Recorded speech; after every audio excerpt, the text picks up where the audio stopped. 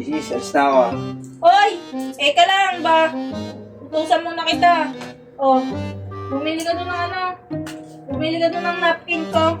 Sa tindahan ni Aling Bebang, ha? Utusan lagi ng bara-barang ganyan. Nakakaya ka, napkin lang. Makita ko ng barkada dyan. Ano iisipin sa akin? Bakit? Nakakaya ka. Hindi Bakit? ka nanay. Sabi pa naman ni Kumari sa inyo, papogi-pogi mo daw. At kabait-bait mo pa.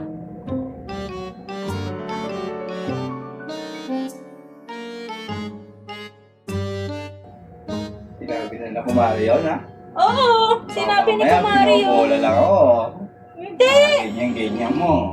Sinabi ni Kumari yun eh. Nila abon. Oo. Ang asawa ko daw apakabait, tas masipag pa, tas agwapo-gwapo. Sinabi yun? Oo. Bili mo na ako ng napkin doon bago umalis. Doon sa tindahan ni Aling Bebang lang. Saan nga ako bibili ng napkin? Supermarket. Tindahan. Ano bang gusto mong napkin? Yung Kotex, yung Modest, yung gold na napkin, yung may wings, yung nalipad? Ha? Gusto mo? Wala ka, ano, lakad Sige ka. na, bibili na nga eh.